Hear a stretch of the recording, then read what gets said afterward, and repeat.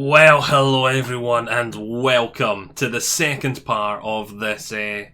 Let's give every single ship in Star Citizen a brief description and a quick summary, just so anyone new to the game can quickly sort of figure out and find every sort of single announced ship. One of the things I forgot to do in my Drake part was say whether a ship's been released or not been released. I'm going to try and remember and do that today. From here on out as well, I'm going to try and do that because I feel like that is an important point, as saying it is in development but we don't know where about in development is. I think that is something important that I missed in my last video, so I'm going to try and remember to do that from here on out. But alas, I don't want to waste much time at all because last part was like, what, 40 odd minutes just for the Drake ships alone, so this is a pretty big endeavour. Not talking about the ship, the endeavour, the actual task I'm undertaking. And so let's jump right into Robert Space Industries. So, Robert Space Industries. Now, this is a biggie to talk about for a couple of reasons. Robert Space Industries is, lure-wise, the oldest developer in Star Citizen, and they're kind of a good jack of all trades, kind of the yardstick to measure others by. When you see Drake lean slightly towards pirates and slightly towards the fragile side, you see that because Robert Space Industries is the complete base, straight arrow down the middle, doesn't lean in any particular one way. When you see MISC lean towards industry, it's because you compare them to RSI. And the RSI are the normal, whereas MISC lean towards this. So they're the sort of neutrality in every single way. Do they lean towards civilian or military? Nope, straight down the middle. Do they lean towards industrial or combat? Nope, straight down the middle. Do they lean in any way, whatsoever shape or form? Nope, they're straight down the middle. They've got a finger in every pie and a pie for every window. They are also the namesake of Chris Roberts, the founder of CIG, the person that originally envisioned Star Citizen, the original creator. So yeah, they are kind of a wee bit of a poster boy as well in that regard. Like they will kind of always have a centre sort of stage sort of feel to them, but that simple fact alone, they're going to get a wee bit. Kind of like how Ultramarines in Warhammer 40k are always going to be a wee bit centre stage. No matter what is going on, what edition it is, Ultramarines like get some form of centre stage. RSI is going to be involved in every sort of aspect of Star Citizen in a similar sort of way. And lure-wise, that does kind of make sense. They're the big ship manufacturer that has been around forever. They were the original creators of, now I can't remember if it was the Quantum or the Jump Drive, but it was one or the other. And they were actually founded pretty much modern times for us, like back in the lure, like it's in like 15 years time or something like that. It's, I could quickly look it up. It's something like 15 to 20 years time, roughly in the future, but I'm not going to look it up. It's not a big important deal. And yeah, there's not really much else to say because we're just wanting to give them a brief description. They're the straight and narrow, the neutrality in every way possible. True neutral, make ships for every single type of thing running. Yeah, they'll make just as many military ships as they make civilian, and so on and so on. They've got a very sort of Star Trek engine feel vibe. Nothing else to really talk about. I think we're just going to get straight onto the ships actually because they're neutral. And I'm starting to ramble and I'm trying to think of something clever to say, but there isn't really anything clever to say when it comes to Robert Space Industries. Neutral. Right, so we're moving on to ships, and if I scroll down to my notes here, we're going to do this alphabetically once again, and so that means the first ship in their lineup alphabetically is the Apollo.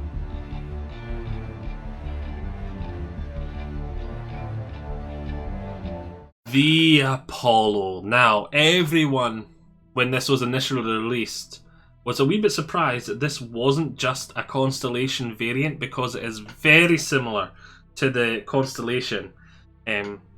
It is very similar in size, it is very similar in aesthetic. A lot of people would love when this was released. The Constellation series was upgraded to have this sort of look, this more sort of slender, less phallic sort of look is the way I've heard it described.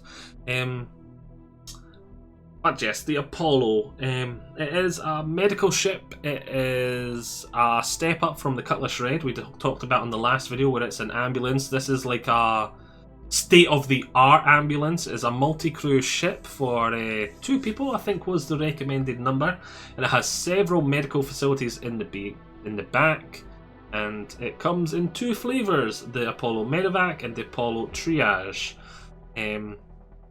There is not much difference in these variants at all. One of them is the military variant, where it has slightly more armour. I think it has a couple of additional guns, but it has a couple of less beds, I think. I wouldn't quote me on that, but there's really nothing really in these two for the roles they're going to be doing, which is getting in, getting someone out. The armour could be a big deal if it's a combat situation you're going into, but generally the medevac isn't going to be the top priority in the middle of a battle for them to take down. They'll be much rather shooting at the big things, shooting back at them. So they would generally be avoiding shooting at the medevacs. So it's, yeah, the armour could be a thing, but it's not. I don't see there being much point in there being 2 variants of this ship, is really what I'm trying to say. Like, it doesn't feel like a big deal to me, the variants in this ship. Just choose whatever one you like. Not much else to say about here. I'm trying to keep these as brief as possible. Oh, I nearly forgot again. This ship is not in-game at the moment and is not on the roadmap, so it's not going to be released yet. It's obviously as announced. We have information about it. Small multi-crew, so it's going to be like the largest ambulance-style ship we're getting. State-of-the-art. It's got a step-up bed-wise from the Cutlass Red. It's just basically a step up from the Cutlass Red. It's not quite getting to an actual full-blown hospital sort of state yet, but it's the best sort of thing you want to be carrying one of these if you're severely injured back to a hospital. And we'll be able to give light aid to anyone that just has a few wee boo-boos. Nothing else really to say. I'm going to try and keep this brief as possible because we've got a lot of ships to get through. So that is the Apollo medical. Ambulance on steroids, great for medical stuff. Not much else because that's all it really does. It's a one-trick pony. Moving on to the Auroras.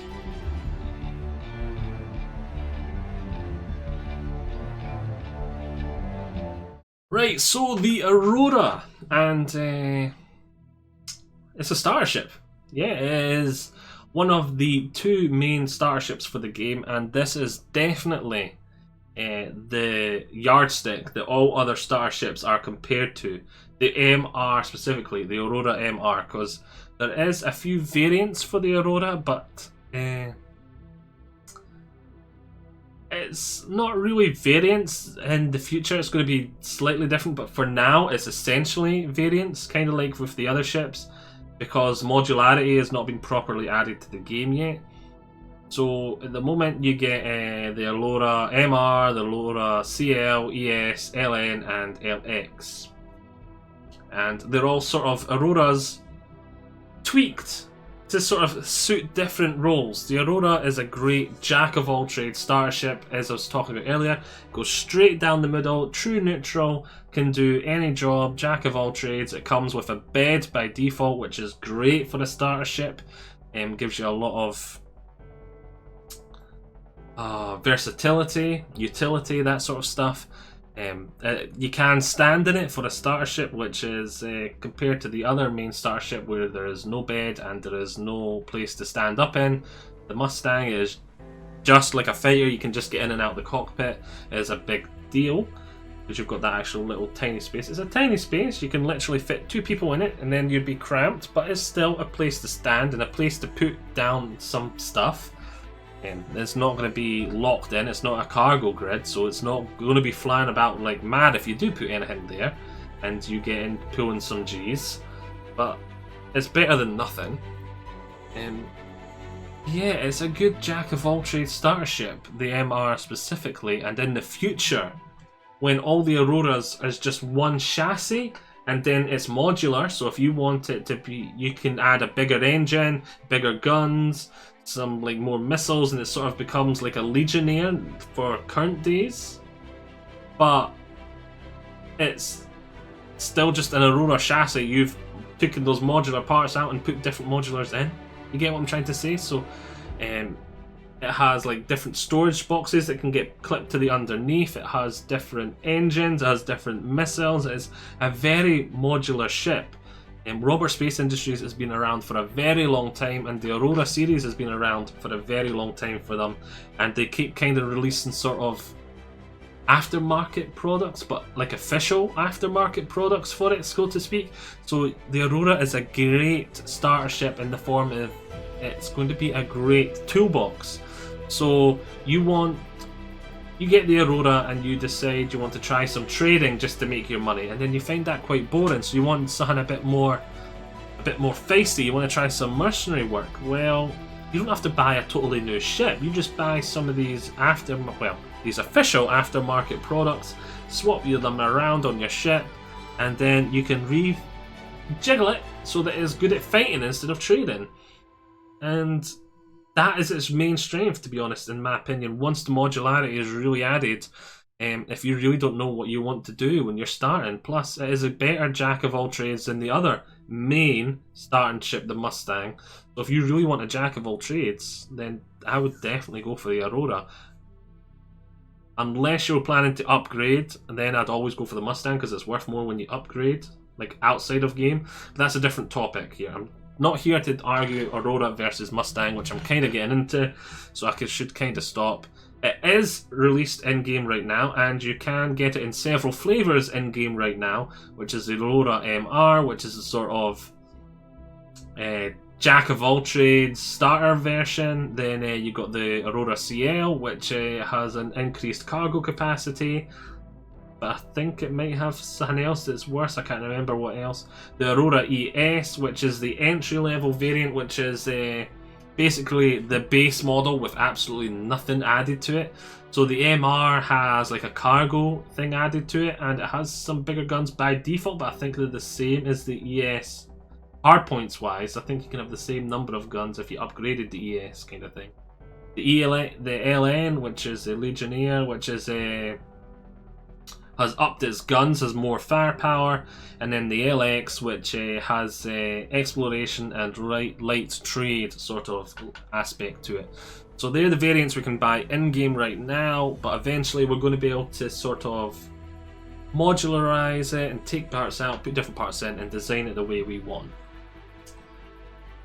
So that's the Aurora. It's kind of a big one to talk about. I rambled a wee bit. It's obviously in-game at the moment, with those 5 variants being in-game at the moment that we can purchase in-game or out of game. Yeah, it's a great little starter ship. It is a great little runabout as your first entry-level ship. If you do not own a ship in-game and you're just buying your starter ship, I would definitely recommend the Aurora as one to try out, and then if you don't like it, you can swap it in for the Mustang. If you don't like the Mustang, you can upgrade from there. That would definitely be my first protocol anyway. So the Aurora MR, not really much to talk about. What is next in this? And ooh, it's a biggie. Next alphabetically is the Bengal.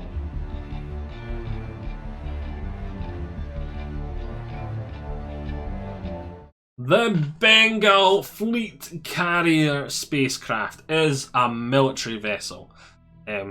But like, just in case anyone's going, wait, you said RSI don't lean towards military or don't lean towards civilian? I said yes, they as a company don't lean towards military.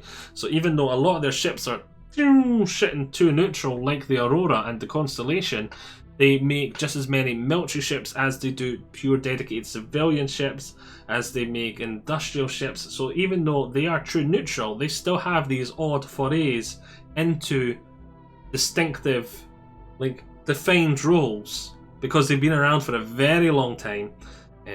So there is these sort of ships that do this, but they've got just as many of each and everything. As I said earlier, they've got their finger in every pie and a pie in every window. So the Bengal Fleet Carrier is the largest ship that has been physically in the game at the moment. It is huge. It is massive. This thing is literally an aircraft carrier that would be the center of a massive military armada. Like, this thing is the capital ship of a large military fleet. And not just a player military fleet, like the official military fleet, the Bengal. But this ship is that large that not a single player has their hands on one at this point in time. There is going to be...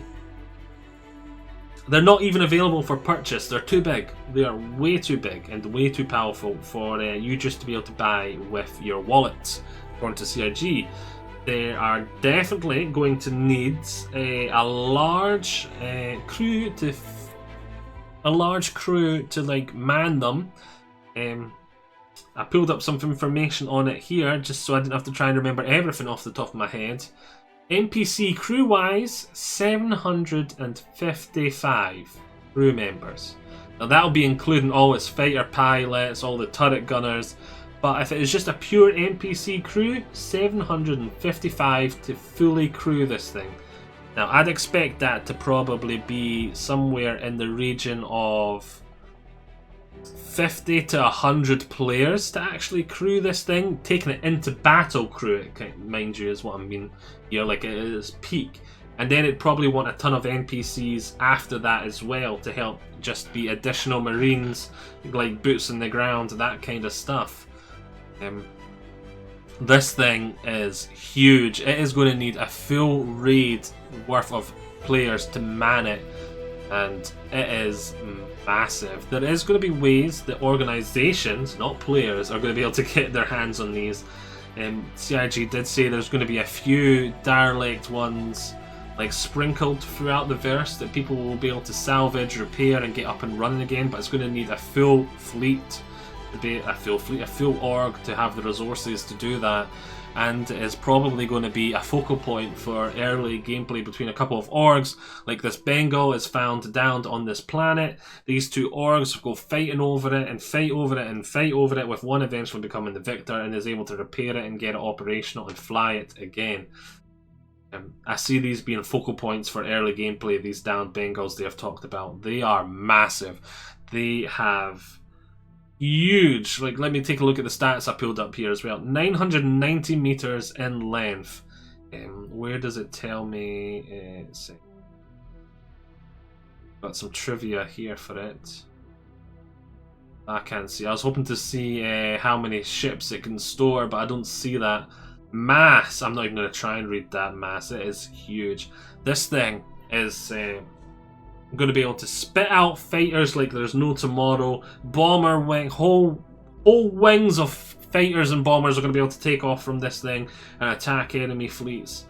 It is going to be insanely powerful. It's going to be quite tanky as well, really tanky, because it's huge. It's going to have lots of shield generators, lots of armor. It is going to be able to duke it out with ships slightly smaller than it, one-on-one. Anything its size dedicated to pure combat instead of being a carrier will definitely like give it a really bad time if it does on one-on-one, not including its fighters and bombers.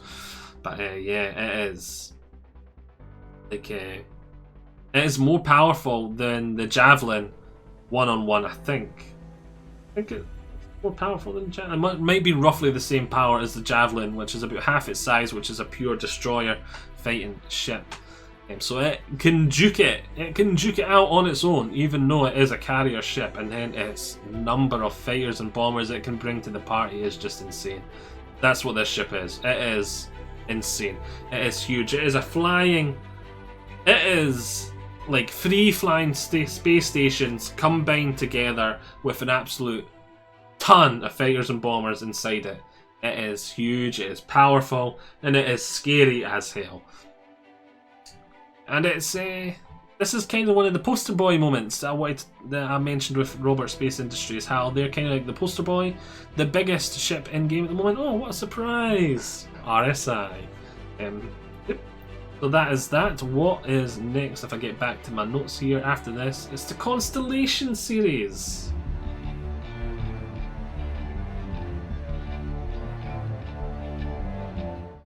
The Constellation series. So we've got the Constellation Andromeda, which we're going to talk about first because it's the base model. Then later on we'll talk about the Aquila, Phoenix and Taurus and how they change up this sort of... a wee bit. How they change it from the base model. Kind of how we did with the Cutlass in the other video. We talked about the black and then talked about how things are changed up. So the Constellation Andromeda. Once again, we're back to true neutral for Robert Space Industries. This sort of jack of all trades, master of none, doesn't lean towards any type of gameplay in particular, be that combat, be that industrial, be that anything. The Constellation Andromeda is probably one of the best, if not the best, multi-crew sort of jack of all trades ships we've got in the game at the moment. It has fallen on some dark days, with the holes in its shield in its HUD recently. It's an older design and it's needing its upgrade to gold standard really badly. But I think once those few problems it does have in game that people complain about are ironed out, once it's had a good rework, it will be an insanely powerful and great ship, I think. Multi-crew, 3 to 4 players, great for a group of mates just going around and wanting to tackle almost any type of gameplay. Has a great amount of storage, has an awesome amount of firepower, has quite good endurance, quite good longevity. Like, it's great. It's great jack of all trades. You want to try a wee bit of one type of gameplay one day and then another type of gameplay the next, maybe trading one day, combat the next. It is great. It is officially a gunship slash transport ship, like a cargo hauler. So it is like a hybrid between those two officially. It has a couple of turrets on it for the other players to be firing out of. The pilot has control of some guns, has co-pilot spots, has beds and amenities for all 4 people, has some locker room, has a table. It comes, oh, one thing I've forgotten to mention, it even comes with a fighter, a little snub fighter that can take off and on. It is a Merlin fighter, which we'll talk about in a different video because it is not made by RSI themselves, it is made by a different company. But it is a little fighter. It's not a powerful fighter ship that it comes with, this little snub ship that sort of docks with its arse and the two of them fly around together. And I've seen a lot of people say that because it's not really a really powerful fighter ship, that they see it more as the ultimate form of EVA, so the person can jump on that and then fly over to the wreckage they're investigating kind of thing, instead of having to EVA over and that kind of thing. So I suppose it could double as that. Or if you're going down to planet and you're landing the fighter, you can have someone else go off and do something else at the same time. And then it's got enough cargo capacity to also carry a rover. As I said, this is a good jack of all trades, master of none. If you've got 2 or 3 mates and you really don't know what type of content you want to do, Constellation would be a strong recommendation for me for something you should be aiming for. Again, it is the yardstick that almost every other ship of this scale and size are compared to. So when people talk about the Corsair, like in the Drake video, they're like, oh, the Corsair, let's compare it to the Constellation. When people talk about the MSR, the Mercury Star Runner, they compare it to the Constellation. And when any ship of this scale and size that has a sort of can do multiple jobs is going to be compared to the Constellation. It is the true neutral, going down the middle, jack of all trades of multi-crew and of this ship scale. Now, how do the variants vary that up a bit? Well, they may have a bit more of a defined role. You've got the Aquila, the Phoenix and the Taurus. The Aquila changes things up a bit. You lose one of the turrets, and you gain sensors, and you have a slightly different like head on the cockpit like area. It changes it up a slightly to give you a better field of view, and it changes it to an exploration style of vessel. So you're sort of leaning away from the combat a wee bit, and you are going more exploration. So this ship is going to be using those additional sensors to find stuff, find resources, and then sell that information to other players, and just handle the exploration gameplay. That's how that one varies it up. The Phoenix actually gets rid of almost all the cargo capacity and changes it to sort of like a luxury suite of beds and a bar and that kind of stuff. And this has sort of been changed into a luxury transport ship for civilians, or touring sort of for civilians. So you could you have the people working on the ship, they work in the front sort of cabin, and the cargo capacity is changed to that sort of luxury area for some people to relax, recline, to get a drink at the bar, look out at the window and see the glorious views that you're taking them on tour to see.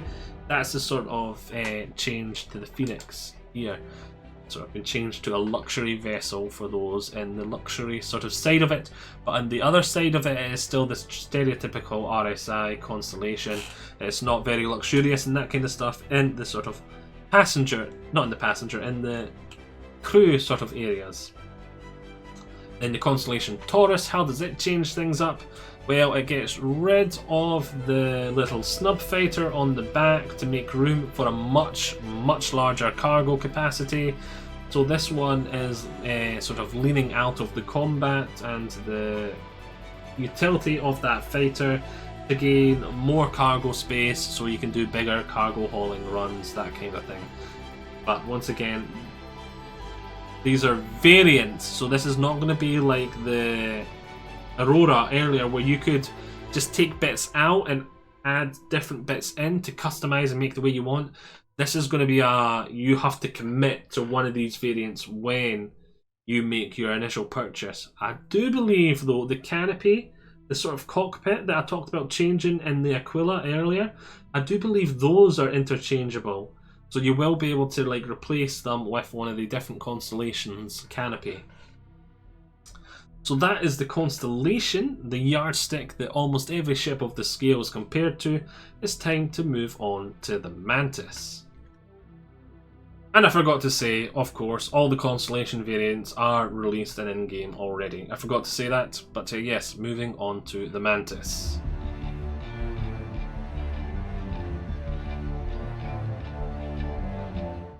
The Mantis. The Mantis is an interdiction ship. I don't really know what to describe it as. It's interdiction, that's for sure, but it's not really a fighter. Normally when you think of interdiction, you think of an interdiction fighter. But this thing, what it does is it releases a field. I can't remember what they word it as, but it's basically this zone. It releases like this big giant pulse, and in areas around it, ships won't be able to jump into quantum. And it can pull ships out of quantum. So this ship will be great in for pirates want to stop enemies from escaping into quantum. It'll be great for military wanting to deny areas from enemies moving through, or military wanting to catch their enemies, not let their enemies escape. It's going to have lots of combat versatility, utility there, in the form, not combat as in it is a raw fighter itself, but combat as in it gives options to the people that have the Mantis on their side, and it takes options away from the enemy that you are fighting or pirating or whatever. It is an interdiction utility ship, is a good way to put it, and it is in-game at the moment, is playable in-game at the moment, and its interdiction works in-game at the moment. So rather weirdly, this is a very sort of niche, very sort of defined ship that has 100% of its role usable and doable in-game, which is actually quite rare. there probably will be changes to its interdiction down the line. There probably will be bigger variants of this interdiction. I wouldn't be surprised if we get a capital ship that has these capabilities, and we'll be able to improve on this little ship's ability to do so. And also I feel like on a capital ship it won't be as big a detriment, so this little thing as a fighter is completely useless kind of thing, which is what interdiction ships normally do. They're normally fast, nippy fighters for intercepting. But on a capital ship it's not going to be as big a drawback because it's got a lot more room, so one little interdiction area is not going to suddenly cripple the ship combat's capabilities. Yeah, I don't really know what else to say. It looks really cool, and you can definitely see the sort of Star Trek vibe here that a lot of the RSI ships have with those engine nasals, not nasal, nasal's nose, nasals, I think it's how they pronounce it. I'm not sure, I'm not a big Trekkie. I enjoy the odd episode of Star Trek, but it's not my go-to when it comes to the sci-fi. Yeah, there's not really much else to say here about the Mantis. So yeah, we shall move on. If I scroll down to my notes, after this, it's the Orion.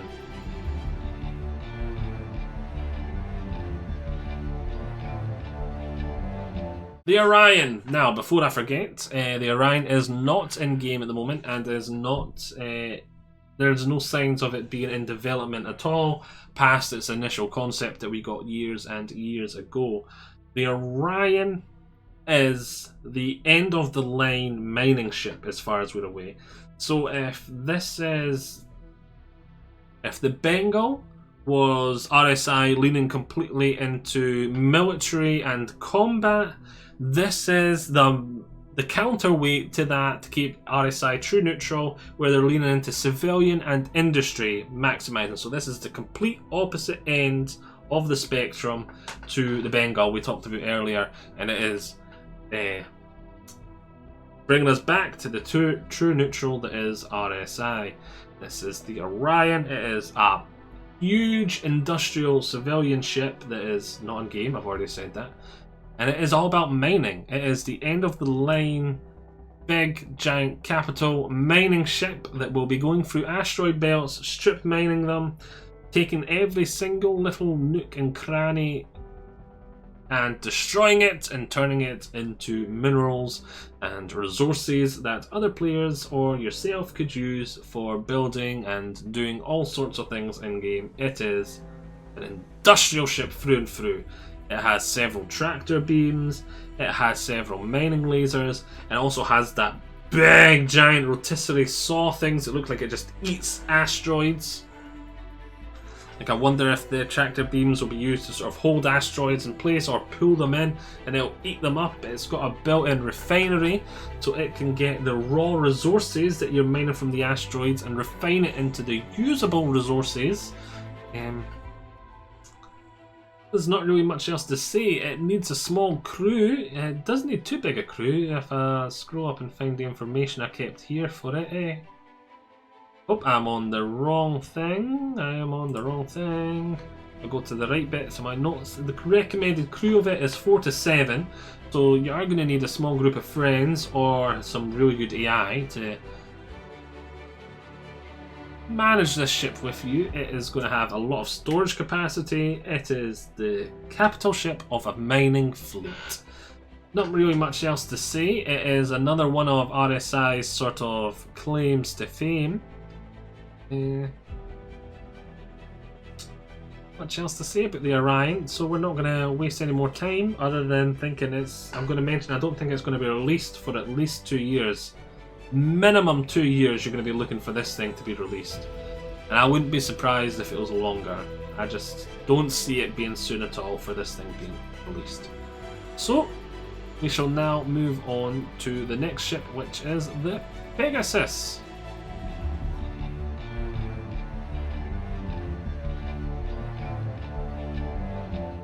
Right, moving on to the Pegasus. The Pegasus is another capital size aircraft carrier style ship. It is considered to be an escort carrier, and it is made by Robert Speed's Ace Industries. again, and it is similar to the Bengal in many ways.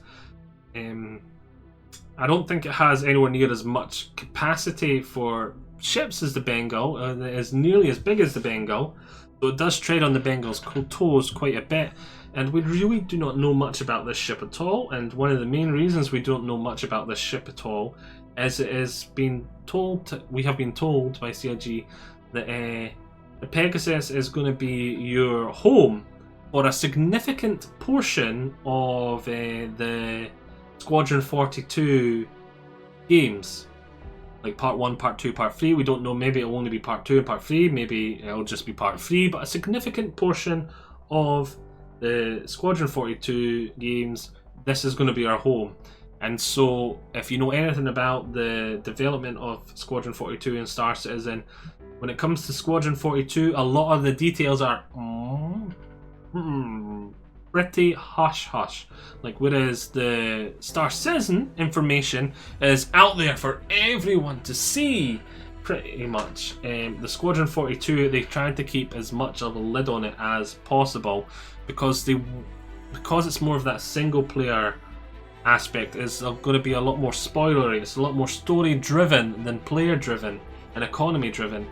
So they want to try and keep things pretty strim on it so everyone can experience it firsthand, the first time they're playing it, just to make that moment as special as possible for the player. So we know next to nothing about this ship. We do have some art for it, and that's pretty much it. You will be seeing it a lot more if you play Squadron 42. So moving on from the Pegasus to the Perseus.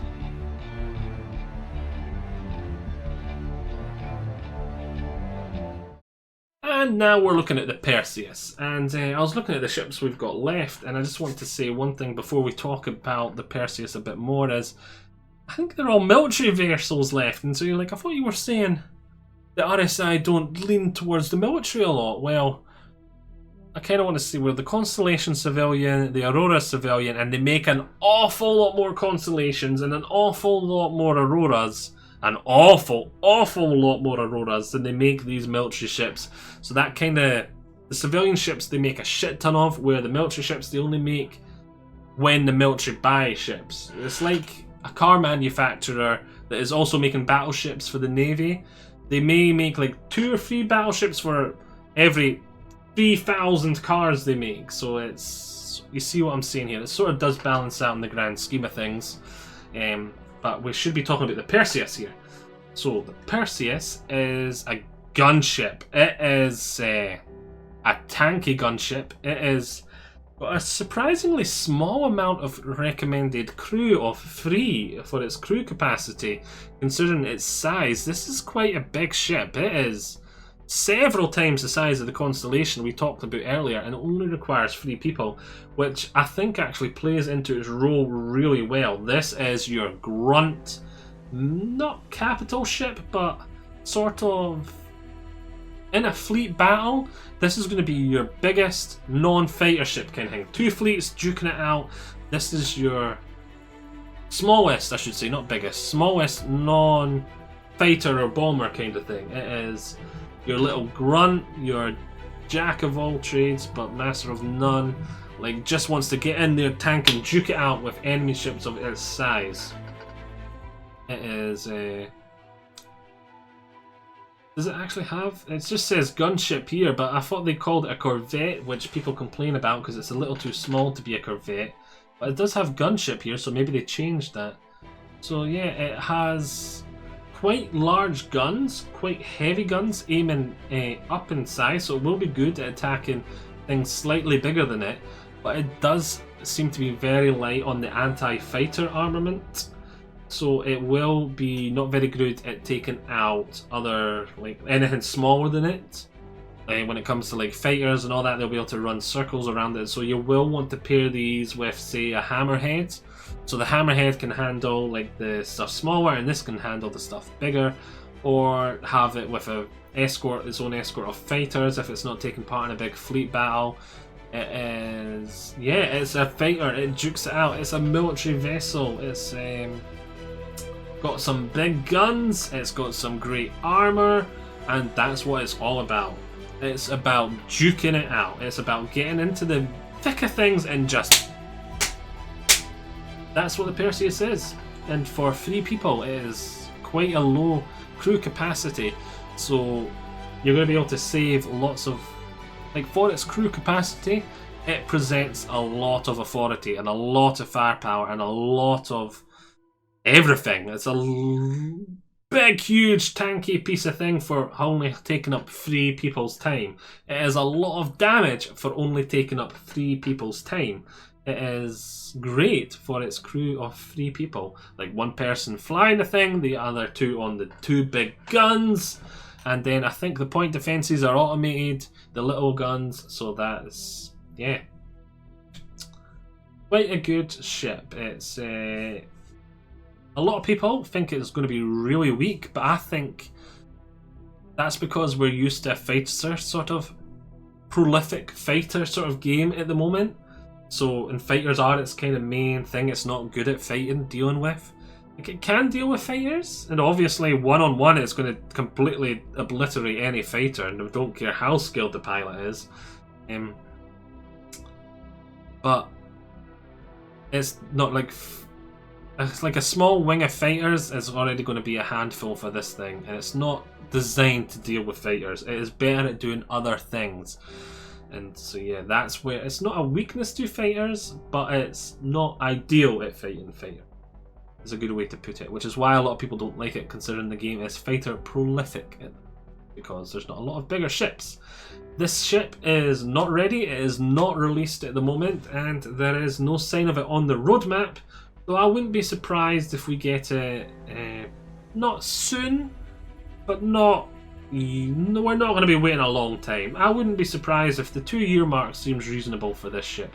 Who knows, we may even get it next year. Towards the end, it is possible we'll get it there, though I wouldn't be optimistic for that. So I'd say 1 to 3 years, leaning on roughly the 2-year mark, is my guesstimate for when we'll see this ship.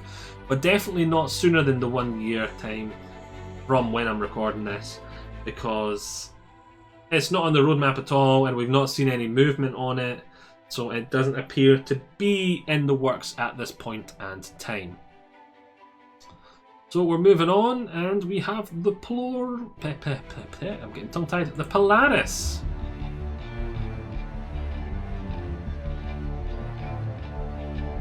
So the Polaris. The Polaris is another Corvette, according to CIG, and I know there is some people that are going to complain about that, but it's what CIG are classing it as, a Corvette.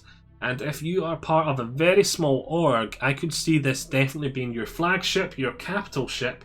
I'm not saying it is a capital class ship, I'm saying a small org could use it as their capital ship. That's what I'm saying, just in case anyone goes up in arms over me saying it's a capital ship when it is clearly not.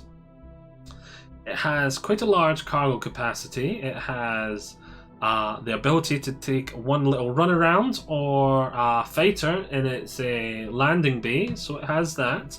It has some really powerful torpedoes, and it has some really good engines and some really lots of fuel. It is great for patrolling, and it is great as I said, as a sort of flagship and a small org, their sort of capital ship. It is, yeah. If you have a small org, and doesn't matter what you specialise in, whether it's industry or combat, say you're an org of roughly 30 people, and you don't have any punch, like maybe you are all miners, or maybe you are all like fighter pilots, and you want something just to be your punch, your heavy hitting, your protection, this will be a great little flagship for you. If you could then maybe get a couple of Perseuses and a couple of Hammerheads to roam around with it, that'll be a great little fleet of 5 that will be really powerful, great at attacking stuff bigger and smaller, and that'll give you a great like entry level fleet on fleet combat ship, fleet like type thing, with this being your flagship, having the 2 Perseuses for attacking big stuff and the 2 Hammerheads for taking out screens of enemy fighters and that sort of stuff, and bombers.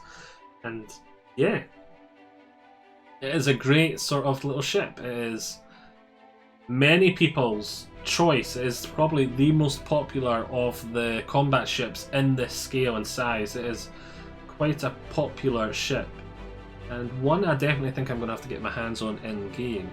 So is it in game at the moment? No, and it is not on the roadmap or any information on it again. So I think it is in a very similar situation to the Perseus we talked about last time. I could see it being coming out in around a year, though I expect it will be closer to the 2-year mark. And I will add to that, with the Perseus and the Polaris, I don't think we'll get both of them anytime soon. So if one of them is in a 1.5 years time, we'll say, I don't think the other one will be for about another 1.5 years after that. I don't expect them to come out that close to each other. So if one of them does come out in the timescale I sort of quoted, I expect that to add time to the other one. Yeah, so this is an investment for the future if you're planning to get on outside a game, though I wouldn't recommend it because military ships are overpriced. And definite buy in game for me. A great little ship. I can't wait to see it in game and see how it handles. Not really much else to talk about here. So yeah, moving on.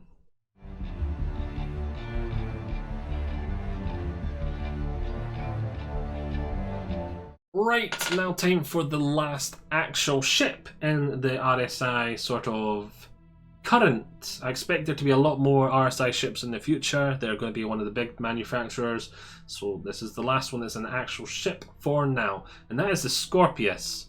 The Scorpius is a... Now it was aimed at being a military contract, but is not. It is a civilian ship. They do sell it to civilians, not to the military. It was planned to be sold to the military, but they lost the contract, so they just started selling it to the civilian market instead. It is the I think it was the Lightning it went up against. So when it comes to actual being a fighter though, it is a top of the crop heavy fighter. It is like, these things are going to be insanely powerful fighters. They are, the Lightning is the premier creme de la crop, top tier military current contract fighter, like given to their best pros, their strongest fighters kind of thing. Like their strongest fighter pilots will be in these things. Their exceptional fighter pilots will be in these things. And that's what this just lost out to. So if the Lightning is that creme de la crop and this just lost out to it for the military contract, you then buy one of these and then get some military components in there. If it doesn't start with some by default, who knows, it might be. Yeah, it's going to be the kind of thing, like if it was going up against another Lightning, all comes down to like the pilot. You could argue that the best pilot would be able to take out the best ship and the worst ship, that kind of thing, but this thing is going to be powerful. It has a lot of guns. It is a heavy fighter, so it will struggle with light fighters if the enemy pilot is better, but considering the placement on its turret and how this turret is actually really unique and it moves so it can cover its arse, I think it is going to be a great ship for those pilots that are slightly less skilled, because a light fighter is going to be relying more on the pilot's skill to keep it alive, dodging, that kind of thing, whereas this is a heavy fighter. It will be able to rely on its armor, and it does have that great turret that can move and go around to cover its arse, and so it has no sort of blind spots. So with a second pilot, well, with a gunner in the second seat controlling the gun, or with a blade, if the blade is able to control the gun when it's in its rear position, perfect again. You're not going to be relying on skill as much if the light fighter does get on your arse. You got that gun to sort of see to him, as well as your armor to keep you alive. It's going to be great, premium, very premium fighter. It's a premium fighter. That's, yeah, should have just said that from the start. It is a premium quality fighter, sold to the civilian market, though originally intended for military. And not much else to say. It is powerful, it is meant for dogfighting, it has the really cool wings and really cool silhouette and looks, and it has a really cool turret that moves, so it can fire forward for the Alpha Strike, for the Daka Daka Daka, and it can go around and cover the arse too if you've got a light fighter on your tail. And that versatility, that utility, is going to be insanely powerful, and I think this is a strong contender for when I am rolling in the Wonga and I want my own fighter that I'm going to be roaming around diverse in for when I do want to take part in dogfights and that kind of thing. Even though that isn't my style of combat, I think this is the ship I'm going to go for. It speaks to me the most because I'm not going to be a dedicated combat fighter. My skills are going to be on the lower end of the scale, so this ship is definitely going to be perfect for me. Now, I'm not saying that a skilled pilot won't be able to do glorious things in this ship. A skilled pilot will be able to take this ship and take it to 111%. But what I am saying is, for those of us like me that is going to have slightly less skills, is going to be more forgiving at the same time. So skilled pilots are still going to want this, and it's probably still going to be really great for them. But it has a few things in it that just makes, like, people like me, it's a wee bit more forgiving on people like me. But yeah. Oh, it's going to be glorious. It's going to be glorious. I want one. Just for the coolness of it. It's so cool. It obviously has lots of different aspects of other ships involved, from like X-Wings and all that sort of stuff. You can see the inspiration from Star Wars and other stuff in there. Can't wait for it to be introduced to the game, and it is actually scheduled to be released early next year, in the first half of the year. I think it's Q1 next year, I'm pretty sure, this thing is scheduled to release, so we should have our hands on it soon. I am looking forward to getting my hands on one and trying it out. I definitely want to be purchasing one in-game because ships that size for me are not that great value for a bang for buck kind of thing. And especially for something that I don't see myself being in all the time, because as I said, I am not the biggest dogfighting pilot. It is not my protocol, not my main forte. I'm mainly going to be industry, I think. I'm going to like to be a jack of all trades is what I'm aiming for. So yeah, definitely a purchase in-game for me, because it just doesn't have that bang for buck for what I want.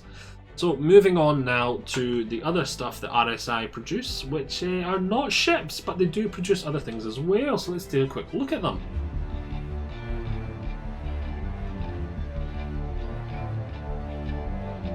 Right, the Lynx. The Lynx is a ship that was, well, not ship, a vehicle that was announced at the same time as the Constellation Phoenix. And whereas the Constellation Phoenix, you get the Ursa rover, which goes into its cargo, not the Constellation Phoenix, the base constellation, the Andromeda. You get an Ursa and it goes in its cargo area, and you travel around with the Ursa rover, which is your little vehicle for the constellation, as well as the snub fighter.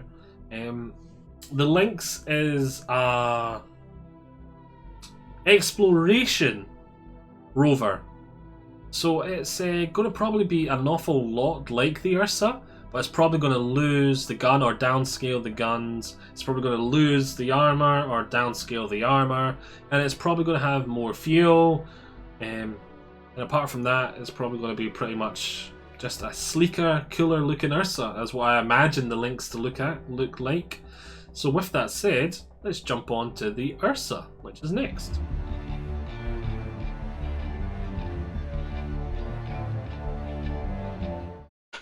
The Ursa rover, we actually have pictures, we actually have information on it, and it is actually in-game. And you get them free with a constellation and a carrack. I think you get them free with a constellation. You definitely get one free with a carrack. And it is just basically a little rover.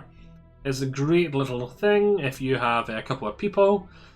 And it's basically a car. It's got 4 little units of cargo, so it can haul some stuff. It'll be great for when you're landing and want to explore that cave, or you want to travel to that nearby town. So you just get out your ship and you travel to town. It's, yeah, a little ground runabout. Not much else to say. Has a couple of guns, has some place where you can have some troops stored in the back, so you can use this as kind of like an APC, an armoured personnel carrier. Yeah, it's just a little Ursa rover. So, With that all said and done, that is every single announced ship and the 2 ground vehicles for Robert Space Industries. Now that I've actually went through the list, there is more military ships there than I originally thought, but I thought my argument for the 3 million cars to 30 Persis's kind of makes sense, and it's still their main street is still selling Auroras and Constellations. It is not the military contracts. The real military people will be coming up later. And I think the reason that they do just have those couple of extra military ships is just poster boy syndrome.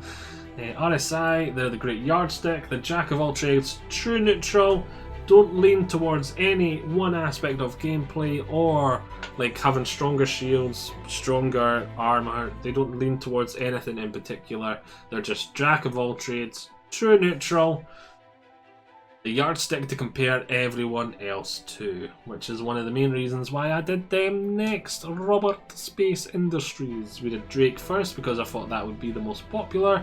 Then I thought it's time to get the yardstick to gauge everyone else by up next.